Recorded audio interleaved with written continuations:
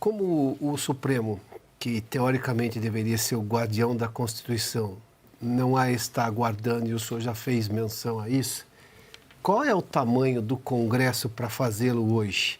Eu me refiro, obviamente, nesse instante à presidência dos dois comandantes, o Davi Alcolumbre no Senado, que também é presidente do Congresso, e Hugo Mota. Que disposição o senhor vê no comando das duas casas para defender a Constituição, que sim, se originou justamente no Congresso, lá na Assembleia Constituinte, que referendou e criou a Constituição de 88?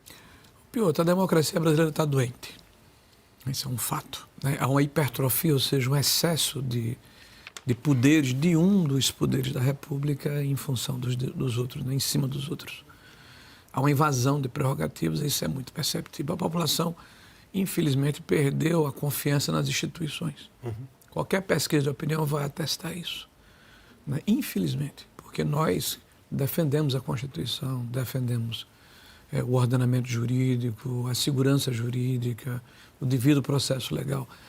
Mas a maneira como o Supremo Tribunal Federal tem se comportado, né, infelizmente, tem se colocado muito mais como um agente político do que com uma postura que se espera do Supremo de magistrados, né, de árbitros de eventuais contendas que a sociedade possa apresentar.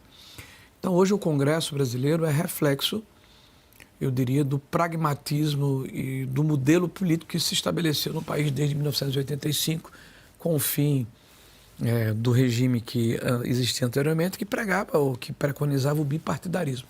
Então, houve um enorme número de partidos e uma pulverização dessa representação que normalmente não representa, né, o número de ideologias ou de programas que possam refletir essa posição partidária. Então, o Congresso hoje está fazendo uma inflexão a partir de 2017 ou 2018 com essa mudança da legislação.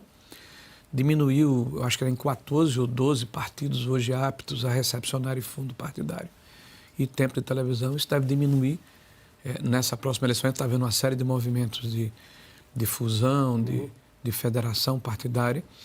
E eu acredito que nos próximos 5 ou 6 anos a gente vai ter uma maior nitidez do ponto de vista ideológico. Então, hoje, o Congresso é um reflexo do que começou em 85.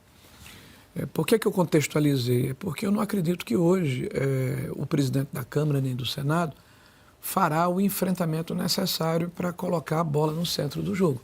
Por outro lado, eu acho que há tanto excessos por parte do Supremo Tribunal Federal que eu acredito que naturalmente vai haver algum movimento no sentido de preservar a prerrogativa do Poder Legislativo. Exatamente qual é, não sei, mas eu defendo, por exemplo, o fim do foro privilegiado.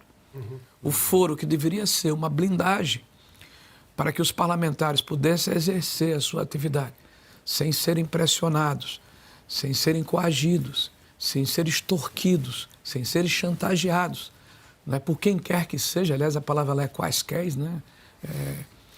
Hoje virou uma moeda, eu diria, de pressão explícita até por parte do Supremo Tribunal Federal. A gente tem visto pela imprensa recados, declarações,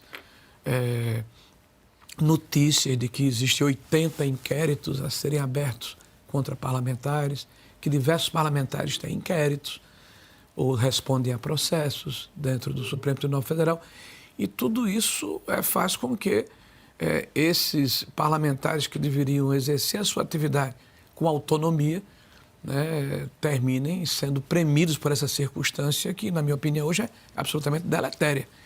Eu acho que a primeira ação, e talvez a mais relevante, no sentido de restabelecer a normalidade democrática e a separação dos poderes, seria o fim do foro privilegiado da maneira como ele se encontra. Até porque o STF vive mudando a interpretação do foro de acordo com a conveniência do momento. Agora, criar um tal de foro estendido, né, e o presidente da República, Jair Bolsonaro, é o primeiro presidente, após a redemocratização, né, que é julgado, mesmo sem estar exercendo o mandato, pelo Supremo Tribunal Federal, sem direito a duplo grau de jurisdição e, pior, por uma Câmara, por uma turma e não pelo Pleno.